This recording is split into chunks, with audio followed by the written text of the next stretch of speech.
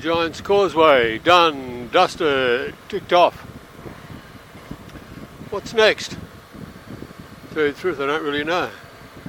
I am heading towards Belfast, where I'm going to spend a few days, and then I'm going to go back and do the section of the Wild Atlantic Way that I missed out on coming over here. But if I heard it once, I heard it 100 times, that this weather is not normal by any stretch of the imagination.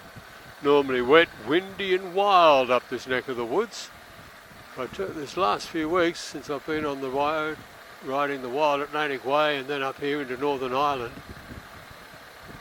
I have been very, very lucky with the weather. Well, g'day kids, how you doing? Right now I'm in Newcastle. No, not Newcastle, New South Wales. This is Newcastle in County Down, Northern Ireland, just south of Belfast, where I've been staying the last couple of days with these two beautiful people. This is George. Hi. And this is Pauline. Hello.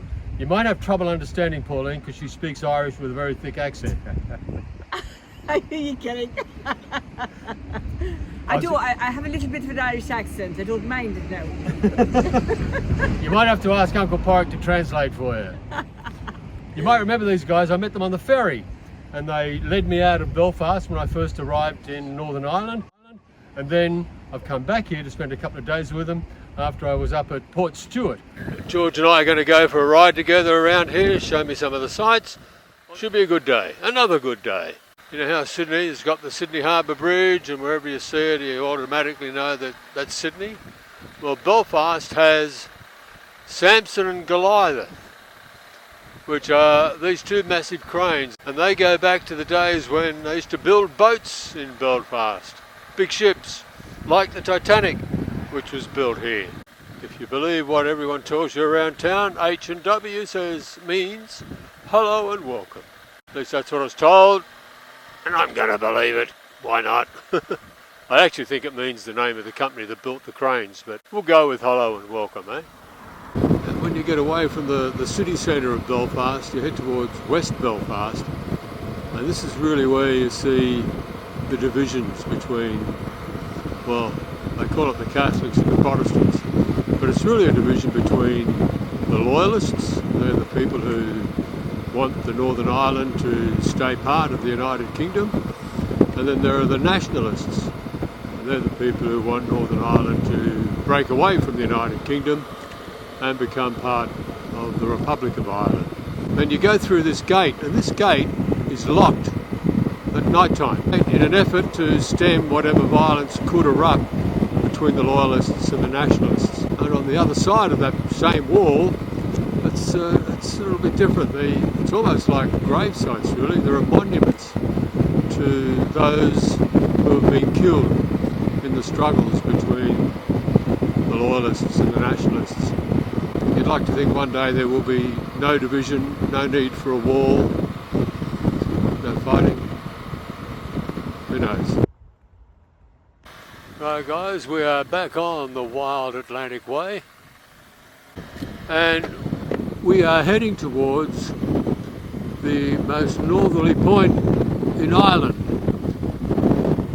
Now here's an interesting little fact for you guys. The most northerly point in Ireland is in the south.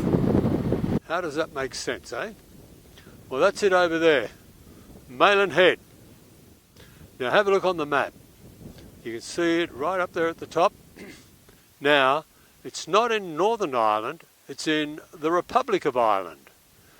And the reference around Ireland is that there's Northern Ireland and then there's Southern Ireland. So Southern Ireland is the Republic of Ireland. Malin Head is in the Republic of Ireland. So the northernmost point of Ireland overall is in the south. A very Irish way of looking at it, isn't it, eh? Gotta love the Irish. This is a very special day, guys. I'm arriving in Donegal town as opposed to Donegal County, or County Donegal. And this means I have completed The Wild Atlantic Way, the whole lot of it. 3 cheers, eh? Righto kids, we are riding through the fields of Athenry. There's an Irish folk song which was played at Porrick and Angela's wedding by someone you know pretty well, called The Fields of Athenry. Who would have ever thought back in 2015 when Porrick and Angela got married that I'd end up in the town of Athenry on my own motorbike. Now the Wild Atlantic Way is done and dusted. Initially from south to north, and a little bit in the middle from north to south. Got to admit, feel pretty cool about that, having done a whole lot of it. And now we ended up in Athenry, of all places. So I'm going to stop here and have a bit of a morning tea with my little crumbly little scone here.